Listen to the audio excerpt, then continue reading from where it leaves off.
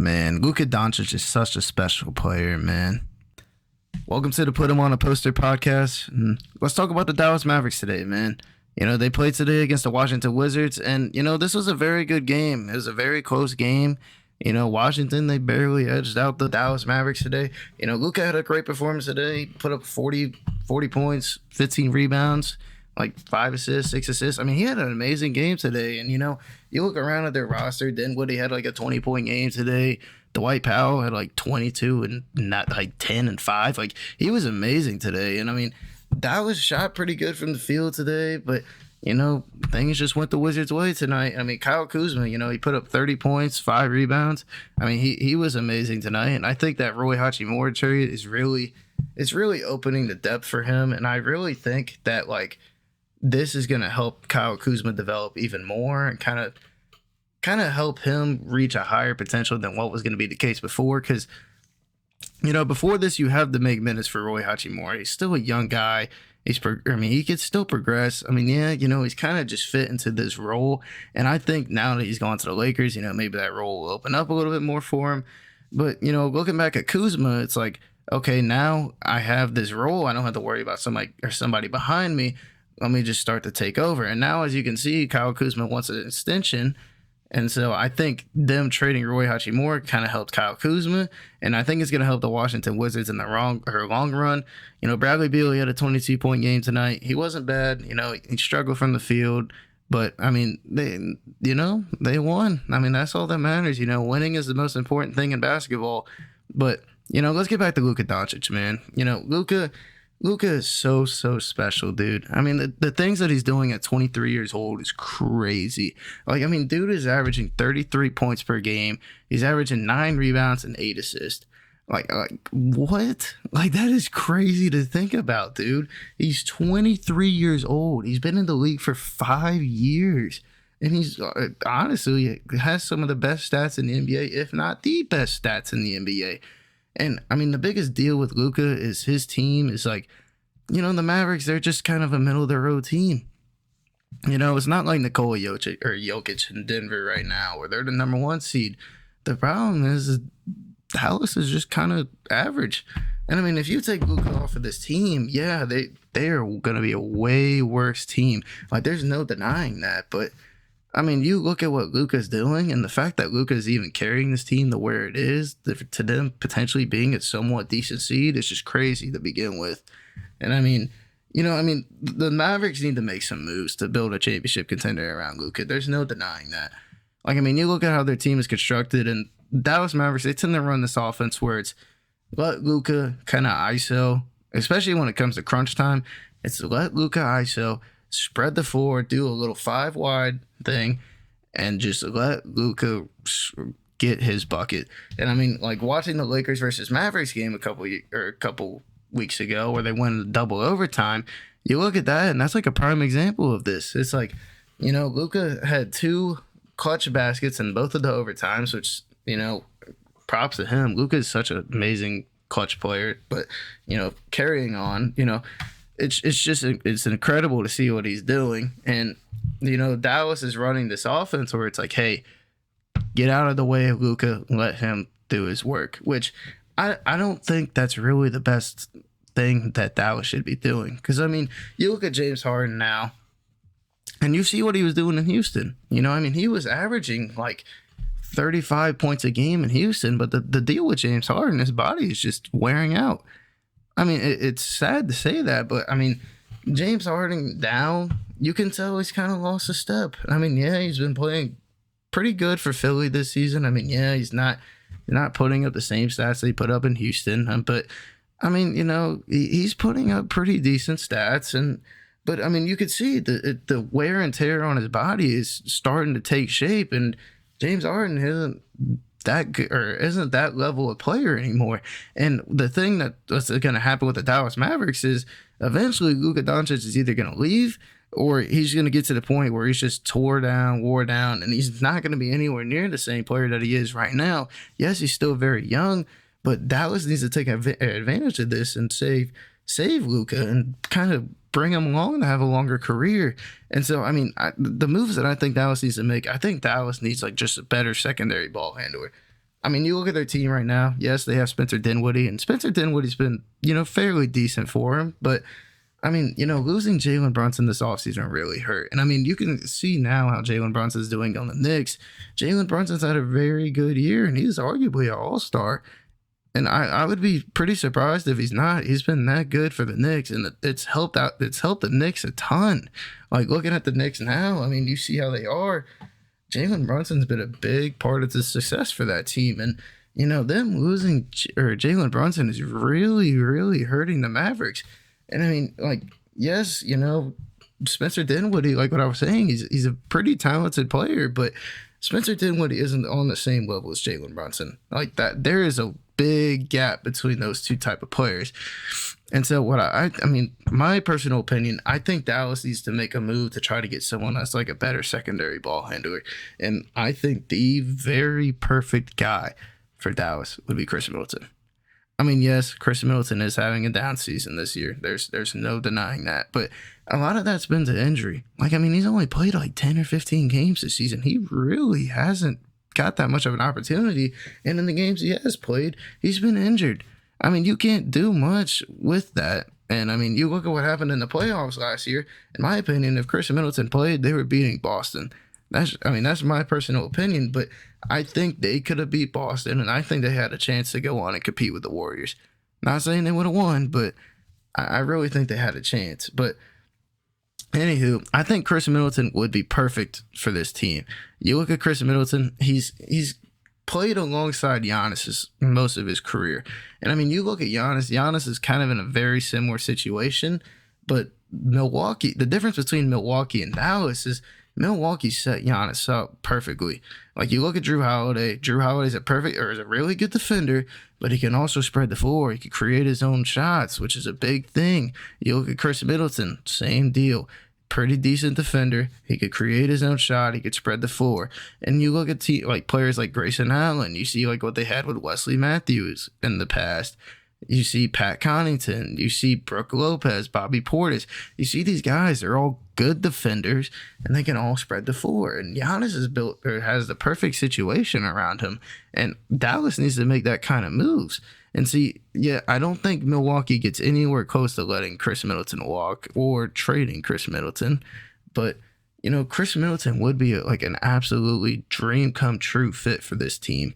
Like, I mean, you see, like what I was saying before, he's playing alongside Giannis. Giannis is a very ball-dominant player himself, but when Giannis is out or when he's having a down night, you see Chris Middleton getting the ball and creating his own shot, and you see those big-time games from Chris Middleton that if you put him alongside Luka Doncic and let him create his own shots instead of just, like he does the same thing in Milwaukee, but instead of just sitting in the corner like most of these guys like Reggie Bullock do for the Dallas Mavericks, you'll see a huge improvement, not only in the Mavericks, but the Mavericks as a whole, but you'll just see the game open up a lot more for Luka Doncic. Like, I mean, it's like what I was saying before. Luka Doncic runs the Dallas Mavericks run a very heavy ISO ball for Luka Doncic. Like, it's like in crunch time, like Luka Doncic just gets the ball and kind of does his own thing, which I don't necessarily think that's the best thing for him. And, now if you add someone like Chris Middleton, it's like, hey, we can give this guy the ball in crunch time and we can actually trust him and to create his own shot. And I mean, this isn't the only thing the Dallas Mavericks need. I mean, they need more bigs. I mean, yes, Christian Wood has been really good for Dallas this season, but you look at their team, like, someone like Brook Lopez, like a Brook Lopez type of guy would be perfect. A big 3-and-D guy, like that would be amazing. Like you look at the Pacers, Miles Turner. If you brought Miles Turner onto this team, and like that would be huge, because Miles Turner is a great interior defender, but he's also very, very good at shooting, and he can spread the floor. He can somewhat create his own shot for what it's worth, and I mean, Luka would have a deadly pick and roll partner in that situation. And maybe you move Christian Wood back to the 4 in that situation. Maybe you trade Christian Wood in that situation because he's on an expiring contract. Whatever the deal is, I mean, I really think that'd be a very good deal for Dallas. But anyway, let's move on past Dallas. Let's talk about the Chicago Bulls. All right, the Chicago Bulls, I love them, in my opinion. As a Thunder fan, they're my Eastern Conference team. They're the team that I'm going to support in the Eastern Conference. I want the best for them. They lost tonight to the Pacers. I mean, they only lost by 6 points, but man, you look at the Bulls, they got some big problems, dude. Like, I mean, DeMar DeRozan had a 33-point game. Vucevic had a 20-point game today. Zach LaVine didn't play so good. He only had like 14, 15 points tonight, which, for Zach LaVine, for any other player, like if some role player, that'd be a very good game. But, Zach LaVine's a notorious scorer. And, obviously his role has been cut down due to DeMar DeRozan being on the team. But, he's having a down night. And, he's been on a very good hot streak lately. So, you could cut him some slack for that. But, you look at the Pacers tonight, Benedict Mathurin had an amazing game. He had an amazing game. Tyrese Halliburton didn't play for him. And Benedict Mathurin stepped up huge. He had a 26-point game tonight, which, Benedict Mathurin's been amazing. I really think that you could consider him for Rookie of the Year. And honestly, you could really consider him for Sixth Man of the Year, too. He's been that good for the Pacers this season. And, you look at the Pacers tonight, Miles Turner, who I was just speaking about for the Dallas Mavericks, he had a 26-point game as well. And, he's been really good. And TJ McConnell, he had a big night again tonight, too, putting up 20 points. But the big underlying theme with the Bulls is their defense just is not that good. Like, they've been pretty decent so far, and they've been a very up-and-down team. They go on runs a lot, but, their defense has just been the one constant with this team. And, losing Lonzo Ball to that injury that he had, that's really, really hurt the Bulls. Like, you look at the team, like, defensively with Lonzo Ball and defensively without Lonzo Ball, there's a pretty big difference. And you can tell with the amount of effort they give on the defensive side of the ball. Like, Alex Caruso is like an amazing defender too. And I think if the Bulls decide to blow it up, Alex Caruso could go to any of the other 29 teams and fit amazingly. And I really think contenders will be going out there and looking for him. But, you just see like the amount of energy and how talented the Chicago Bulls were pre-Lonzo Ball injury and post-Lonzo Ball injury. And you can tell the difference. And it's like, hey, like, Lonzo's hurt. Lonzo isn't coming back anytime soon. You have to find these replacements on defense. And you can, or like, if you go on NBA.com or you go on these websites that tell you stats, the Bulls are 17th right now in opponents' points per game, which is not bad. That's like a middle of the road defense, but they're allowing the 8th most field goals in the league. And they're fifth right now in the league in field goal percentage allowed, and like 5th worst in the league in field goal percentage allowed. Like, they struggle heavily, and I really think that, like, the Bulls can make moves to try to adjust that and, like, try to fix it and correct it. And I think if they made some moves for some very valuable, very hard-nosed defensive guys that their main purpose in basketball is just to defend, I think they could really make some good moves. And I think if they got someone like Patrick Beverley, who, you look at the Timberwolves now, you look at the difference pre-Pat Bev and post-Pat Bev, it's a pretty big difference. And you can kind of tell the type of energy that Patrick Beverley brings. Like, you saw the Lakers versus Blazers game a couple nights ago, and you see Patrick Beverley trolling Damian Lillard, with the watch and all. And it's funny because it's like, it's like Pat Bev time instead of Dame time. It's funny, but, like, you look at Patrick Beverley and he can bring some serious effort and some serious defense to the Bulls that I really think they can need. And, like, you look at the Trailblazers, I think Josh Hart would be an amazing pickup for that team if they brought him off the bench. He's a very, very good defender. He can rebound the ball pretty decently for a small forward. He averages about 6 rebounds a game, which is really good. For a small forward, he's only like 6'5". Josh Hart's a very valuable player, and he can also spread the floor, which is very, very nice. And he's a perfect role player, in my opinion. He's one of those guys that are like a very perfect role player. The Bulls, it's like what I said, they have options. If they want to build around the edges and just do some smaller trades, and these type of trades, Patrick Beverley, Josh Hart, like, those guys would be perfect for this team to try to bring that defensive tenacity back. And so, yes, the Bulls could blow it up, which, I know Bulls fans wouldn't really love that. I wouldn't really love that as like a partial Bulls fan, but if that's what you have to do, then that's okay. Because right now they're in a tough spot. They're kind of in that that no man's land area. And the Magic have their pick this season. So, if they go all out, let's say they blow it up completely, they go all out, they lose, maybe they get that pick back in the top 5, because I think it's like a top 5 protected, top 4 protected. Maybe they'll get lucky and they get that pick back. Who knows? But, I mean, if it's like what I was saying, if they want to make those smaller trades, Patrick Beverley, Josh Hart, those would be perfect guys for this team. But, man, there was some crazy stuff that went around the NBA today. I mean, there was...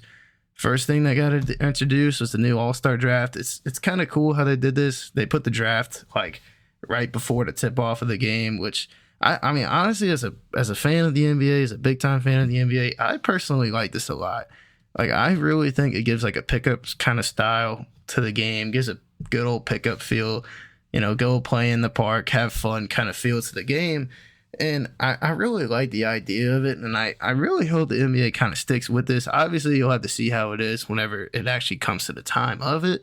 But, me personally, just as someone who likes to go play with friends, or like the average basketball fan who likes to just go play with friends and have fun, I really think this is a good thing for the league. And I really think that it will draw in more interest. And I don't know. I think it's a good idea that Adam Silver and the NBA introduced this, and I think it's something that will stick around for a long time. But you look at the Lakers tonight, man. They had a great game. I mean, they lost, but LeBron had an amazing game. The Lakers didn't have a great game, but LeBron had an amazing game tonight. LeBron dropping 9 threes tonight, career high. Man, oh man, he's special. Put up 40 plus points tonight. He's the first player to score 40 against every team. I remember seeing that on Twitter earlier today. And it's just the fact that LeBron can do what he does it's insane to me, man. Like, I mean, dude is in his late 30s. Like, most of these people you see in their late 30s, like, you look back at Vince Carter, this dude was barely getting minutes for teams. And like, you look at people that have been around in the league for a long time, those guys barely got minutes. It's not like they were superstars or the guys that their teams revolved around, or like, if this guy stays healthy, they're going to be one of the best teams in the league. No, you don't see that with the Lakers. You see LeBron James being a superstar and carrying this team without Anthony Davis. And speaking of Anthony Davis, he's coming back from injury tomorrow, or the night after, which is good. I mean, the Lakers need that, and hopefully he'll take a pretty decent load off of LeBron, and maybe he'll get back to what he was pre-injury. But I mean, you look at the Lakers and it's like LeBron James is that guy for them. Like, he does everything for them. And maybe Anthony Davis will take some of that load off, and hopefully that can happen, and hopefully Anthony Davis will stay healthy for the rest of the season. Because if they do, and they go on a streak, they really have a chance of being a top seed. Like, I mean, you look at the difference in the standings. There's only like 4 or 5 games that spread them from being like a top 4 seed. Like, it's amazing. If they just go on a run, it's crazy, man. And, speaking on the Knicks earlier, Julius Randle, dude. Wow. Julius Randle, man. Oh, my God. He's been so good. And, like, you look at this Knicks game tonight, they won by 2 against the Cavs. And, Donovan Mitchell gets hurt. I hope Donovan Mitchell's okay. He seemed to come back in the game, and it's reported he had like a groin injury and his legs just tightened up and all. But, I mean, hopefully it's not anything serious, because, I mean, Donovan Mitchell is an amazing player, and he's a very, very highlight-esque player. He can do a lot for the game, and it would suck if he gets hurt. But, I mean, you look at that game tonight, and you can see like what the impact of what Jalen Brunson has on Julius Randle. Like, I mean, the biggest problem with the Knicks last season is they just didn't really have that point guard. Like, I mean, you look now, and Jalen Brunson just does so much for the team. You can take pressure off of guys like Julius Randle and RJ Barrett and let them create their own shots and let them do their own thing.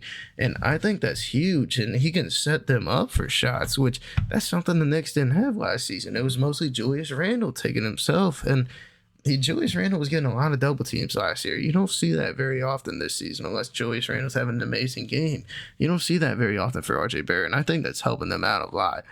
And I mean, I think the Knicks will be a very talented team if they keep what they got going, and maybe they'll jump up and maybe they'll continue winning, because I mean, they went on like a 6 or 7 game streak earlier this season. If they keep doing what they're doing, and maybe, just maybe, they have a chance of making a pretty decent run when it comes playoff time. But I'm going to cut it off for here. I don't want to keep y'all around too long, but